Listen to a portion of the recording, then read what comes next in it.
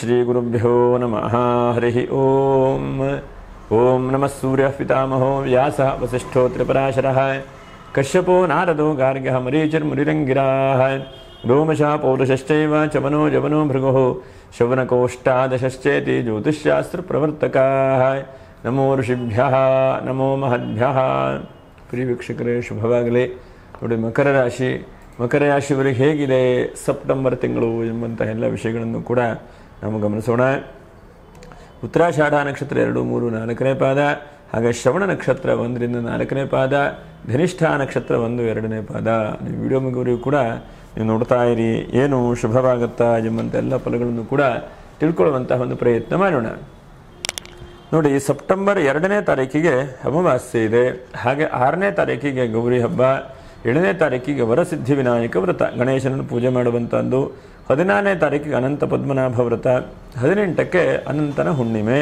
ಹಾಗೆ 19ನೇ ತಾರೀಕಿಂದ ವಿಶೇಷವಾಗಿ ಪಿತೃಪಕ್ಷ ಆರಂಭ ಆಗುತ್ತೆ. ಪಿತೃಪಕ್ಷದ ಪಿತೃಗಳನ್ನು ಆರಾಧನೆ ಮಾಡುವಂಥದ್ದು ಅಕ್ಟೋಬರ್ 2ನೇ ತಾರೀಕಿನವರೆಗೂ ಕೂಡ ಇರುತ್ತೆ. ಹಾಗಾಗಿ ಎಷ್ಟಾಗುತ್ತೋ ಅಷ್ಟು ಪೂಜೆ ಪುನಸ್ಕಾರಗಳನ್ನು ಮಾಡುವಂಥವರೆಲ್ಲ ಆದಷ್ಟು ಬೇಗನೆ ಮಾಡಿಕೊಳ್ಳಿ. 3ನೇ ತಾರೀಕಿಂದ 18ನೇ ತಾರೀಕಿನ ಒಳಗಡೆಗೆ ಮಾಡಿಕೊಳ್ಳಿ. ನೋಡಿ, 13ನೇ ತಾರೀಕಿಗೆ ದಶಮಿ ಇದೆ. ಹಾಗೆ 6ನೇ ತಾರೀಕು 7ನೇ ತಾರೀಕು ಗೌರಿ ಗಣೇಶನ ಹಬ್ಬ ಎಲ್ಲ ಇದೆ. ಒಂದು ಒಳ್ಳೆಯ ಪೂಜೆ ಪುನಸ್ಕಾರಗಳನ್ನು ಮಾಡಿಕೊಳ್ಳಿ. ನೋಡಿ, ಗ್ರಹಸ್ಥಿತಿ ಹೇಗಿದೆ ನಿಮ್ಮ ಮಕರ ರಾಶಿಯವರಿಗೆ? ವಕ್ರವಾದಂಥ ಶನಿ ರಾಶಿಗೆ ಇದ್ದಾನೆ. ಹಾಗೆ 3ನೇ ರಾಶಿಯ ರಾಹು, 5ನೇ ರಾಶಿಯ ಗುರು, 6ನೇ ರಾಶಿಯ ಕುಜ, 8ನೇ ರಾಶಿಯ ಬುಧ, 9ನೇ ರಾಶಿಯಲ್ಲಿ ರವಿ ಕೇತು, 10ನೇ ರಾಶಿಯಲ್ಲಿ ಶುಕ್ರ. ಹೀಗೆಲ್ಲ ಗೋಚಾರದಲ್ಲಿ ಗ್ರಹಗಳಿದ್ದಾರೆ. ನೀವು ಗುರುಬಲ ಅನಕ ಬಂದಿದೆಯಪ್ಪ. ಕೆಲವು ಜನಕ್ಕೆ ನಾವು ಹೇಳ್ತಾ ಇರುವಂಥದ್ದು ಫಲಗಳು ಆಗ್ತಾ ಇಲ್ಲ. ಆದರೆ ಒಂದು ಹಂತಕ್ಕೆ ನೋಡಿ, ದೈವಾನುಗ್ರಹ ಹೇತುಕಂ ಎಂಬುದಾಗಿ ಕರೀತಾರೆ. ನಿಮಗೆ ದೈವಾನುಗ್ರಹ ಹೇಳುವಂಥದ್ದು ಬಂದಿದೆ. ಹಂತಕ್ಕೆ 7.5 ಶನಿ ಇದೆ. ಆದರೆ ಹಿಂದೆ ಎಲ್ಲ ಹೋಲಿಸ್ಲಿಕ್ಕೆ ಹೋದರೆ ನಿಮಗೆ ಈ ಒಂದು ತಿಂಗಳಲ್ಲಿ ಒಂದು ಸ್ವಲ್ಪ ಒಳ್ಳೆಯದಾಗುವಂಥ ಅವಕಾಶಗಳು ಕಾಣಿಸ್ತದೆ. ಯಾಕೆಂದರೆ 1-2-3 ಜನ ಕಾಮೆಂಟ್ ಹಾಕಿದ್ದನ್ನು ನೋಡಿದೆ. ಕಾಮೆಂಟ್ ಹಾಕೋದವ್ರಿಗೆ ನಮಗೆ ಎಷ್ಟಾಗುತ್ತೋ ಅಷ್ಟು ಪ್ರಯತ್ನದಲ್ಲಿ ಹೇಳಬೇಕು ಅನ್ನುವಂಥ ಪ್ರಯತ್ನ. ಎಲ್ರಿಗೂ ರಿಪ್ಲೈ ಮಾಡಲಿಲ್ಲ ಅಂದರೆ ಬೇಜಾರಾಗಬೇಡಿ. ಯಾಕಂದ್ರೆ ನಮ್ಮ ಕೈಲಾದಾಗ ಸಮಯ ಆದಾಗ ಮಾಡುವಂಥ ಪ್ರಯತ್ನ ಮಾಡ್ತಾ ಇದ್ದೇವೆ. ನಮ್ಮ ಇದ್ರ ಜೊತೆಗೆ ಇನ್ನೊಂದು ದೇವತಾ ದರ್ಶನ ಹೇಳುವಂಥ ಯೂಟ್ಯೂಬ್ ಚಾನಲ್ಲು ಕೂಡ ಇದೆ. ಅದನ್ನು ಕೂಡ ಗಮನಿಸಿ. ಅದಕ್ಕೂ ಕೂಡ ಕೆಲವೊಂದು ಧಾರ್ಮಿಕವಾದಂಥ ವಿಷಯಗಳನ್ನೆಲ್ಲ ವಿಡಿಯೋ ಮಾಡಿ ಅಪ್ಲೋಡ್ ಮಾಡ್ತಾ ಇದ್ದೇನೆ. ಹಾಗಾಗಿ 2 ಚಾನಲನ್ನು ಕೂಡ ನಡೆಸ್ಕೊಂಡು ಹೋಗಬೇಕು. ಅದರ ಜೊತೆಗೆ ವೃತ್ತಿ ಜೀವನವನ್ನು ಕೂಡ ನಡೆಸ್ಕೊಂಡು ಹೋಗಬೇಕು. ಹಾಗಾಗಿ ನೀವು ಕಮೆಂಟು ಸುಮಾರು ದಿವಸಕ್ಕೆ 1000 ಬರ್ತದಕ್ಕೆಲ್ಲ ನಮ್ಮ ಹತ್ರ ರಿಪ್ಲೈ ಮಾಡಲಿಕ್ಕೆ ಆಗ್ತಾ ಇಲ್ಲ. ಹಾಗಾಗಿ ಒಳ್ಳೆ ಕಮೆಂಟು ಮಾಡ್ತಾ ಇದ್ದಾರೆ, ಬೈದು ಮಾಡ್ತಾ ಇದ್ದೀರಿ. ಒಳ್ಳೆ ಕಮೆಂಟ್ ಮಾಡೋವರಿಗೆ ಬಹಳ ದೇವರು ಶುಭ ಮಾಡಲಿ ಅಂತ ಹೇಳ್ತಾನೆ. ಹಾಗೆ ಬೈದು ಮಾಡೋವರಿಗೆ ಇದನ್ನು ಅಧ್ಯಯನ ಮಾಡುವಂಥ ಪ್ರಯತ್ನವನ್ನು ಕೊಡಲಿ ಅಂತೇಳಿ ಹೇಳ್ತಾನೆ. ಯಾಕಂದರೆ ಎಲ್ಲದಕ್ಕಿಂತ ಅಧ್ಯಯನ ಹೇಳುವಂಥದ್ದು ಬಹಳ ಮುಖ್ಯ. ಅಧ್ಯಯನ ಮಾಡಿಕೊಂಡು ಅದ್ರ ಬಗ್ಗೆ ಹೆಚ್ಚಿನದಾಗಿ ನಾವು ಗ್ರಹಿಕೆ ಇಟ್ಕೊಂಡು ಅದ್ರ ಬಗ್ಗೆ ಯೋಚನೆ ಮಾಡಬೇಕು ಅಂತ. ಯಾಕಂದರೆ ನಾವು ಇದು ಹೇಳ್ತಾ ಇರುವಂಥದ್ದು ಗೋಚಾರ ಫಲ ಅಂತೇಳಿ ಮುಂಚೆನೇ ಹೇಳಿರ್ತೇನೆ ನಾನು.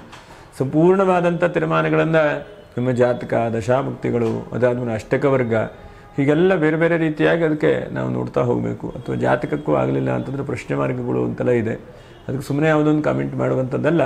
ಒಟ್ಟಿನಲ್ಲಿ ಇರಲಿ, ನಾವು ಎಲ್ಲರಿಗೂ ಕೂಡ ಶುಭವನ್ನು ಬಯಸ್ತಾ ನೋಡಿ, ವಿಶೇಷವಾಗಿ ಮಕರ ರಾಶಿಯವರಿಗೆ ಒಂದು 5-6 ನೀವು ಆದಷ್ಟು ಬದಲಾವಣೆಗಳು ಅಂತ ಅಂದ್ಕೊಳ್ಳಿ, ಅಥವಾ ನಿಮ್ಮ ಪ್ರಯತ್ನಗಳು ಅಂತ ಅಂದ್ಕೊಳ್ಳಿ. ಅದನ್ನು ಹೇಳಲಿಕ್ಕೆ ಪ್ರಯತ್ನ ಮಾಡ್ತೇನೆ. 1ನೇದಾಗಿ ನಿಮಗೆ ಗುರುಬಲ ಹೇಳುವಂಥದ್ದೊಂದು ಬಂದಂಥದ್ದು ಬಹಳ ಉತ್ತಮವಾದಂಥ ಒಂದು ಅವಕಾಶಗಳು. ಮತ್ತು 3ನೇದ ರಾಹು, ಅದು ಕೂಡ ಒಳ್ಳೆಯದೇ. ಮತ್ತು ಅನಂತರದಲ್ಲಿ ಇನ್ನು 6ದ ಕುಜ, ಇದಿಷ್ಟು ನಿಮ್ಗೆ ಒಳ್ಳೆಯದಾದಂಥದ್ದೇ. ನೋಡಿ, ಒಂದು ಹಂತಕ್ಕೆ ಹಿಂದೆ ಸ್ವಲ್ಪ ಕಾನೂನಿನ ತೊಡಕುಗಳು, ಬಹಳ ತೊಂದರೆಯಲ್ಲಿದ್ದಿರಿ. ಅನಂತರದಲ್ಲಿ ಹಣಕಾಸು ಬರ್ತಾನೆ ಇರಲಿಲ್ಲ, ಬಹಳ ತೊಂದರೆಯಲ್ಲಿದ್ದಿರಿ. ಅನಂತರ ಎಲ್ಲಿ ಹೋದರೂ ಕೂಡ ನಿಮಗೆ ಒಂಥರ ಅಸಮಾಧಾನ ಹೇಳುವಂಥದ್ದು ಆಗ್ತಾ ಇತ್ತು. ಹಾಗೆ ಇದನ್ನೆಲ್ಲ ಭಗವಂತ ದಾರಿ ತೋರಿಸಿದ್ದಾನೆ. ಹಾಗಾಗಿ ನಿಮಗೆ ದಾರಿ ಅನಕ ಓಪನ್ ಆಗಿದೆ. ಇನ್ನು ನೀವು ಹೇಗೆ ಹೋಗ್ತೀರೋ, ಮುಂದೆ ಯಾವಾಗ ತಲುಪ್ತೀರೋ, ಎಷ್ಟೊತ್ತಿಗೆ ಅದನ್ನು ಗೋಲನ್ನು ಸಾಧನೆ ಮಾಡ್ತೀರೋ ನಿಮಗೆ ಬಿಟ್ಟಿರುವಂಥದ್ದು. ಹಾಗಾಗಿ ಗೇಟ್ ಓಪನ್ ಆಗಿದೆ ದೇವರ ದರ್ಶನಕ್ಕೆ ಹೋಗ್ಬೋದು. ದೇವರಲ್ಲಿ ಏನು ಬೇಡ್ಕೊಳ್ತಿರೋ ಬೇಡ್ಕೊಳ್ಬಹುದು. ನೀವು ಏನು ಭಗವಂತನನ್ನು ಬೇಡ್ಕೊಂಡ್ರೂ ಭಗವಂತ ಕೊಡ್ತಾನೆ. ಇಷ್ಟು ದಿವಸ ಗೇಟಿಗೆ ಲಾಕ್ ಹಾಕ್ಕೊಂಡಿತ್ತು, ಈ ಗೇಟ್ ಓಪನ್ ಆಗಿದೆ. ಹಾಗಾಗಿ ನೀವು ಒಳಗಡೆ ಹೋಗ್ಬೋದು, ಭಗವಂತನ ದರ್ಶನ ಮಾಡಬಹುದು. ಇದಿಷ್ಟು ಭಗವಂತ ನಿಮಗೆ ಕೈ ಕೊಟ್ಟಿದ್ದಾನೆ ಅಂತ ಹೇಳ್ತಾ ಒಂದು 10-12 ಶುಭವಾದಂಥ ಫಲಗಳನ್ನು ನಿರೀಕ್ಷೆ ಮಾಡೋಣ. 1ನೇದಾಗಿ ನೋಡಿ, ಅವಿವಾಹಿತರು ವಿವಾಹ ಆಗುವಂಥ ಸಾಧ್ಯತೆಗಳು. 2ನೇದಾಗಿ ಆರ್ಥಿಕವಾಗಿ ನಿಮಗೆ ಹೆಚ್ಚಿನದಾದಂಥ ಹಣಕಾಸು ಬರುವಂಥದ್ದು. ಮತ್ತು ಕೆಲಸ ಕಾರ್ಯಗಳು ಕೂಡ ಬಹಳ ರೀತಿಯಲ್ಲಿ ಬರುತ್ತೆ. ನಿಮಗೆ ಆ ಕೆಲಸ ಇಲ್ಲ ಅಂತಿಲ್ಲ, ಈ ಕೆಲಸ ಇಲ್ಲ ಅಂತಿಲ್ಲ, ಎಲ್ಲ ಕೆಲಸಗಳು ಕೂಡ ನೀವು ಇದ್ದಲ್ಲಿ ಬರುತ್ತೆ.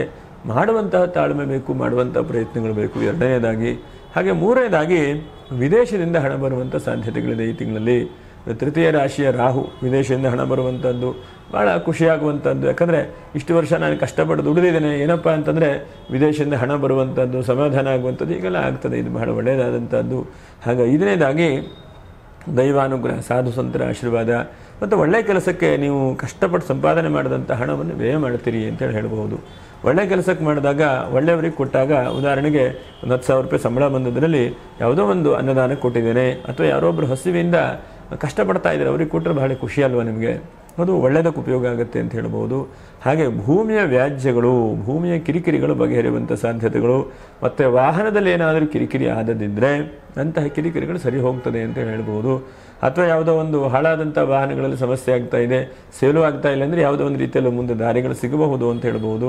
ಹಾಗೆ ಅನಂತರದಲ್ಲಿ ಬಹಳ ಮುಖ್ಯವಾಗಿ ಗೌರ್ಮೆಂಟಿನ ಅವಕಾಶಗಳಾಗುತ್ತೆ.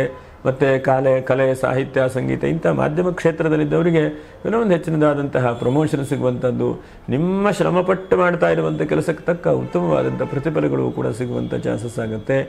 ಶುಕ್ರನಿಂದ ನಾವು ಬಹಳ ಕಲೆ ಸಾಹಿತ್ಯದ ಬಗ್ಗೆ ಹೇಳಬಹುದು. ಮತ್ತು ಈವೆಂಟ್ ಮಾಡ್ತಾ ಇರುವಂಥದ್ದು, ಧಾರ್ಮಿಕ ಕ್ಷೇತ್ರದಲ್ಲಿರುವಂಥವರು, ಪ್ರವಚನವನ್ನು ಮಾಡ್ತಾ ಇದ್ದಂಥವರು, ಬಹಳ ಮುಖ್ಯವಾಗಿ ಅಂಥವರಿಗೆಲ್ಲ ಹೆಚ್ಚಿನದಾದಂಥ ಅವಕಾಶಗಳು ಕೂಡ ಇದೆ. ಇವತ್ತು ನಿಮಿಷ ನೋಡಿ, ಮನೆಯಲ್ಲೇ ಕೂತ್ಕೊಂಡು ಆನ್ಲೈನ್ ಕೆಲಸ ಬಹಳ ಜನ ಮಾಡ್ತಾ ಇದ್ದಾರೆ, ಅಂಥವರಿಗೆಲ್ಲ ಬಹಳ ಒಳ್ಳೆಯದು. ತೃತೀಯದ ರಾಹು ಇದ್ದಾನೆ.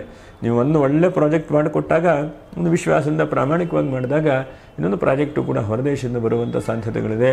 ಮತ್ತು ವಿದೇಶದಿಂದ ಸ್ವದೇಶಕ್ಕೆ ಬರಬೇಕು ಅನ್ನುವಂಥವರಿಗೆ ಪ್ರಯಾಣ ಯೋಗಗಳು ಕೂಡ ಆಗುವಂಥ ಅವಕಾಶಗಳಿದ್ದಾವೆ.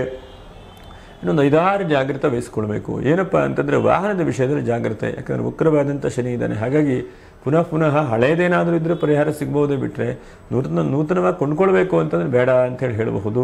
ಹಾಗೆ 2ನೇದಾಗಿ ಬಹಳ ಮುಖ್ಯವಾಗಿ ನಿಮಗೆ ಎಲ್ಲ ಕೆಲಸಗಳು ಬಹಳ ಬರ್ತದೆ ಈ ತಿಂಗಳಲ್ಲಿ. ಯಾಕಂದರೆ ಗುರುಬಲ ಬಂದಿದೆಯಲ್ವ, ನಿಮಗೆ ಎಲ್ಲ ಕಡೆಗೂ ಕೆಲಸ ಬರುತ್ತೆ. ನೀವು ಆಸಕ್ತಿಯಿಂದ ಪ್ರಯತ್ನಗಳನ್ನು ಮಾಡೋದನ್ನು ಬೆಳೆಸುವಂತಹ ಒಂದು ಪ್ರಯತ್ನವನ್ನು ಮಾಡಿ. ಅದರಿಂದ ನಿಮಗೂ ಒಳ್ಳೆಯದು, ಸಮಾಜಕ್ಕೂ ಒಳ್ಳೆಯದು, ಆರ್ಥಿಕವಾಗೂ ಕೂಡ ಅನುಕೂಲ ಆಗ್ತದೆ. ಹಾಗೆ 3ನೇದಾಗಿ ನಿಮಗೆ ಸ್ವಲ್ಪ, ಯಾಕಂದರೆ ರಾಶಿಯಲ್ಲಿ ಶನಿ ಇದ್ದಾನೆ, ಹಾಗಾಗಿ ತಂದೆ ತಾಯಿ ಕುಟುಂಬದವರ ವಿಷಯದಲ್ಲಿ ಸ್ವಲ್ಪ ಒದ್ದಾಟಗಳು ಬರುತ್ತೆ ನಿಮಗೆ. ಯಾಕಂದರೆ ರಾಶಿಗೆ ವಕ್ರವಾದಂಥ ಶನಿ ಇದ್ದಾನಲ್ಲ, ಹಾಗಾಗಿ ವೃದ್ಧರ ವಿಷಯದಲ್ಲಿ ಹಾಗೆ ಯಾರೋ ಒಬ್ಬರಿಗೆ ಅನಿವಾರ್ಯವಾಗಿ ನೀವು ಸ್ಪಂದನೆ ಮಾಡಬೇಕು. ಖಂಡಿತವಾಗೂ ಮಾಡಿ, ಅದು ಭಾಳ ಒಳ್ಳೆಯದಾಗ್ತದೆ. ಈ ನಮಗೆ ಒಳ್ಳೆಯದಾಗುತ್ತೆ ಅಂತಂದರೆ ನಮಗೆ ವಯಸ್ಸಾದಾಗ ಮಾಡ್ತಾನೆ ಹೇಳುವಂಥ ಒಳ್ಳೆಯದಲ್ಲ. ನಾವು ನಮ್ಮ ಕರ್ತವ್ಯದಲ್ಲಿ ಒಳ್ಳೇದು ಮಾಡಬೇಕು ಅಂತೇಳಿ ಪ್ರಯತ್ನ ಮಾಡಬೇಕು, ಅಷ್ಟೇ ಮಾಡುವಂಥ ಪ್ರಯತ್ನವನ್ನು ಮಾಡಿ. ವೃದ್ಧರ ಸೇವೆಯನ್ನು ಮಾಡುವಂಥದ್ದನ್ನು ಮಾಡಿ. ಅವಕಾಶಗಳು ಬರುತ್ತೆ, ಅದಕ್ಕೆ ಸ್ವಲ್ಪ ಸಮಯವನ್ನು ಕೂಡ ಅವಕಾಶ ಹಾಕಿ ಮಾಡಿ. ಅಂದರೆ ಏನಾಗಿದೆ ಅಂತಂದರೆ ಯಾರಿಗೂ ಈಗ ಪುರುಸೊತ್ತಿಲ್ಲ, ಎಲ್ಲರಿಗೂ ಕೂಡ ಸಮಯ ಬಹಳ ವಿಳಂಬ ಆಡುವಂಥದ್ದಿಲ್ಲ, ಬೇಗನೆ ಆಗಿಬಿಡಬೇಕು. ಹಾಗಾಗಿ ಎಲ್ಲ ಮುಂಚೆಲ್ಲ ಅರ್ಧ ಗಂಟೆ ವಿಡಿಯೋ 15 ನಿಮಿಷ 12 ನಿಮಿಷ, ಈಗೆಲ್ಲ ಶಾರ್ಟಾಗಿ ಒಂದು 60 ಸೆಕೆಂಡ್ 70 ಸೆಕೆಂಡ್ ಆಗ್ತಾ ಇದ್ದೇವೆ. ಅದನ್ನು ನೋಡೋದು ಕಷ್ಟ, ಹೀಗಾಗಿಬಿಟ್ಟಿದೆ. ಹಾಗಾಗಿ ಸಮಯ ಇಲ್ಲ ಜನಕ್ಕೆ. ಆ ಸಮಯಗಳನ್ನು ಆದಷ್ಟು ಒಳ್ಳೆಯದಕ್ಕೆ ಉಪಯೋಗಿಸುವಂಥ ಪ್ರಯತ್ನವನ್ನು ಮಾಡಿ. ಹಾಗೆ 7ನೇದಾಗಿ ನೋಡಿ, ಕೌಟುಂಬಿಕವಾದಂತಹ ಕಲಹಗಳು ಯಾರಿಗೂ ತೊಂದರೆಗಳಾಗಿದ್ದರೆ, ಉದಾಹರಣೆ ಗಂಡ ಹೆಂಡತಿ ಮಧ್ಯದಲ್ಲಿ ಕಿರಿಕಿರಿ ಆಗಿರುತ್ತೆ, ಅಥವಾ ಏನೋ ಒಂದು ಆರ್ಥಿಕವಾಗಿ ಸಮಸ್ಯೆ ಆಗುತ್ತೆ, ಅವ್ರಿಗೆ ಪರಿಹಾರ ಆಗುವಂಥ ಸಾಧ್ಯತೆಗಳಾಗುತ್ತೆ.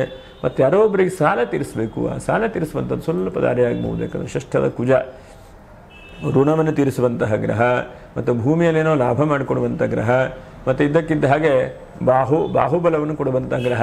ನಿಮಗೆ ಶಕ್ತಿ ಇಲ್ಲ ಅಂತ ಅನಿಸುತ್ತೆ, ಆ ಶಕ್ತಿ ಕೊಡುವಂಥ ಒಂದು ಗ್ರಹ. ಮತ್ತು ಯಾವುದೋ ಒಂದು ಖರೀದಿ ಮಾಡಿದಂಥ ಜಮೀನಲ್ಲಿ ಕಿರಿಕಿರಿ ಆಗಿರುತ್ತೆ, ಅದನ್ನೆಲ್ಲ ಆ ಪ್ರಾಬ್ಲಮ್ ಸಾಲ್ವ್ ಮಾಡಿಕೊಡುವಂಥ ಗ್ರಹ. ಈಗೆಲ್ಲ ಕುಜನ ಬಲದಿಂದ ಹೇಳ್ತಾರೆ. ನನಗೆ ಅದೆಲ್ಲ ನಿಮ್ಮ ಬುದ್ಧಿವಂತಿಕೆಯಿಂದ, ನಿಮ್ಮ ಹೋರಾಟದಿಂದ, ನಿಮ್ಮ ಮನುಷ್ಯ ಪ್ರಯತ್ನದಿಂದ ಸಕ್ಸಸ್ ಆಗುವಂಥ ಸಾಧ್ಯತೆಗಳಿದ್ದಾವೆ. ಹಾಗಾಗಿ ಒಂದು ಹಂತಕ್ಕೆ ನಿಮಗೆ 7.5 ಶನಿ ಬಂದರೂ ಕೂಡ ಸ್ವಲ್ಪ ರಿಲೀಫ್ ಕಡೆಗೆ ಇದ್ದೀರಿ ನೀವು. ಗುರುಬಲ ಹೇಳುವಂಥದ್ದನ್ನು, ಈ ಗುರುಬಲ ನಿಮಗೆ ಪರವಾಗಿಲ್ಲ ಹೇಳುವಂಥದ್ದು ಕೊಡ್ತಾ ಇದೆ. ಇನ್ನು ನಿಮ್ಮ ಕೈಯಲ್ಲಿದೆ ಸಪ್ತಮಂ ದೈವಚಿಂತನಂ, 7ನೇದಾಗಿ ದೈವಚಿಂತನೆ ಆಗಿದೆ. ಇನ್ನು 5, 6ನೇ ನೀವು ಮಾಡಬೇಕು. 1, 2, 3, 4, 5ನೇ ನಿಮ್ಮ ಕೈಯಲ್ಲಿ ಭಗವಂತ ಕೊಟ್ಟಿದ್ದಾನೆ. ಹಾಗಾಗಿ 5ನೇ ಮನುಷ್ಯ ಪ್ರಯತ್ನಕ್ಕೆ ಬಹಳ ಪ್ರಾಮುಖ್ಯತೆ. ಹಾಗಾಗಿ ಆ ಮನುಷ್ಯ ಪ್ರಯತ್ನವನ್ನು ನೀವು ಸದಾ ಕಾಲ ಮಾಡ್ತಾ ಇರಿ. ಈ ತಿಂಗಳ ತನಕ ಎಡಬಿಡದೆ ಮಾಡ್ತಾ ಇರಿ, ಸಕ್ಸಸ್ಫುಲ್ ನಿಮ್ದು ಆಗುತ್ತದೆ ಅಂತೇಳಿ ಹೇಳಬಹುದು. ಇನ್ನೇನಪ್ಪ ನಕ್ಷತ್ರ ಪರಿಹಾರಗಳು ಅಂತಂದರೆ ನೋಡಿ, 1ನೇದಾಗಿ ಉತ್ತರಾಷಾಢ ನಕ್ಷತ್ರ 2, 3, 4ನೇ ಪಾದ. ನೀವೆಷ್ಟು ಸಾಧ್ಯ ಆಗುತ್ತೋ ಅಷ್ಟು ಶಿವನನ್ನೇ ಆರಾಧನೆ ಮಾಡಿ.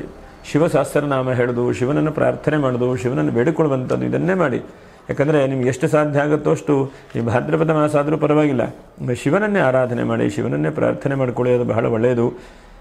ಶ್ರವಣ ನಕ್ಷತ್ರ, ನೀವು ಸಾಧ್ಯ ಆದರೆ ಒಂದಷ್ಟು ಕುಂಬಳಕಾಯಿನ ದಾನ ಮಾಡ್ತಾ ಬನ್ನಿ.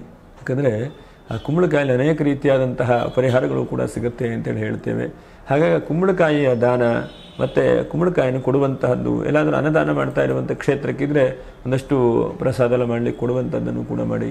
ಕುಂಬಳ ದಾನ ಹೇಳುವಂಥದ್ದು ಬಹಳ ಒಳ್ಳೆಯದು. ಅದು ಬೂದು ಕುಂಬಳಕಾಯಿ ಬಹಳ ಒಳ್ಳೆಯದು. ಧನಿಷ್ಠಾ ನಕ್ಷತ್ರ ನೀವು ತೈಲ ದಾನವನ್ನು ಮಾಡಿ ಮತ್ತು ಶಿವನಿಗೆ ಬಿಲ್ವಾರ್ಚನೆ ಮಾಡಿ. ಈ ತಿಂಗಳಲ್ಲಿ ನಿಮ್ಮ ಮನೆ ಹತ್ತಿರದಲ್ಲಿ ಎಲ್ಲಾದರೂ ಒಂದು ಕಡೆಗಿದ್ದರೆ ಯಾವುದೇ ಆದರೂ ಪರವಾಗಿಲ್ಲ, ವಿಷ್ಣು ಆದರೂ ಪರವಾಗಿಲ್ಲ, ಈಶ್ವರ ಆದರೂ ಪರವಾಗಿಲ್ಲ, ದೇವಸ್ಥಾನದಲ್ಲಿ ಎಣ್ಣೆ ದೀಪ ಹಚ್ಚುವಂಥ ಪ್ರಯತ್ನವನ್ನು ಮಾಡಿ. ಅರ್ಚಕರಿಗೆ ಕೊಡಿ, ದೀಪಕ್ ಸ್ವಾಮಿ ಇದನ್ನು ಉಪಯೋಗಿಸಿ ಅಂತ ಹೇಳಿಕೊಡಿ, ಅದನ್ನು ಉಪಯೋಗಿಸ್ತಾರೆ, ಅದರಿಂದ ಒಳ್ಳೆಯದಾಗುತ್ತೆ. ಹಾಗಾಗಿ ಈ ಧನಿಷ್ಠಾ ನಕ್ಷತ್ರದವರಿಗೆ ಎಷ್ಟು ಸಾಧ್ಯ ಆಗುತ್ತೋ ಅಷ್ಟು ಎಣ್ಣೆ ದಾನ, ತೈಲ ದಾನವನ್ನು ಮಾಡ್ತಾ ಬನ್ನಿ. ತಿಲಾಃ ಕಶ್ಯಪ ಸಂಭೂತಾಃ ತಿಲಾಃ ಪಾಪಹರಾ ಶುಭಾಃ ಎಂಬುದಾಗಿ ಹೇಳ್ತಾರೆ. ಅಂದರೆ ಈ ತಿಲ ದಾನ ಮಾಡುವಂಥದ್ದು, ತೈಲ ದಾನ ಮಾಡುವಂಥದ್ದೆಲ್ಲ ಬಹಳ ಒಳ್ಳೆಯದು. ಅದರಿಂದ ನಮಗೆ ಪಾಪಕರ್ಮಗಳು ಕೂಡ ಪರಿಹಾರ ಆಗ್ತದೆ. ಅದರ ಜೊತೆಗೆ ನಮಗೆ ಹೆಚ್ಚಿನದಾದಂಥ ಶಕ್ತಿ ಬರುವ ಹಾಗೆ ಭಗವಂತ ಮಾಡ್ತಾನೆ. ನೋಡಿ, ಇದಿಷ್ಟೆಲ್ಲ ನಿಮ್ಮ ಕೈಯಲ್ಲೇ ಇದೆ. ಈ ತಿಂಗಳಲ್ಲಿ ಎಲ್ಲ ನಿಮ್ಮ ಕೈಯಲ್ಲಿ ಭಗವಂತ ಕೊಟ್ಟಿದ್ದಾನೆ. ಅದನ್ನು ಹೇಗೆ ಬಳಸ್ಕೊಳ್ತೀರೋ, ಹೇಗೆ ಬೆಳೆಸ್ತೀರೋ, ಹೇಗೆ ವೃದ್ಧಿ ಕಡೆಗೆ ಹೋಗ್ತಿರೋ ಅಥವಾ ಬೇಡ ಅಂಥೇಳಿ ಮುಚ್ಚಾಕೊಂಡು ಮಲಗ್ತಿರೋ ನಿಮಗೂ ಬಿಟ್ಟಿರುವಂಥದ್ದು ಎಲ್ಲ ಭಗವಂತ ನಿಮಗೆ ಕೊಟ್ಟು ಬಿಟ್ಟಿದ್ದಾನೆ ಅಂಥೇಳಿ ಹೇಳ್ತಾ ಎಲ್ಲರಿಗೂ ಕೂಡ ಭಗವಂತನ ಶುಭ ಮಾಡಲಿ. ಗೌರಿ ಗಣೇಶ ಹಬ್ಬದ ಶುಭಾಶಯಗಳು.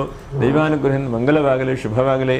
ಯಾರು ಸಬ್ಸ್ಕ್ರೈಬ್ ಮಾಡಿಲ್ಲ ಅಂತವರು ಸಬ್ಸ್ಕ್ರೈಬ್ ಮಾಡಿ, ಒಂದು ಲೈಕನ್ನು ಮಾಡಿ. ಮತ್ತು ವಿಶೇಷವಾಗಿ ನಿಮ್ಮೆಲ್ಲರ ಸಹಾಯ ಸಹಕಾರದಿಂದ 1 ಲಕ್ಷ ಸಬ್ಸ್ಕ್ರೈಬರ್ ಆಗಿದ್ದಾರೆ. ಎಲ್ಲರಿಗೂ ಕೂಡ ಧನ್ಯವಾದಗಳು. ಶುಭವಾಗಲಿ. ಹರಿ ಓಂ. ಸ್ವಸ್ತಿ.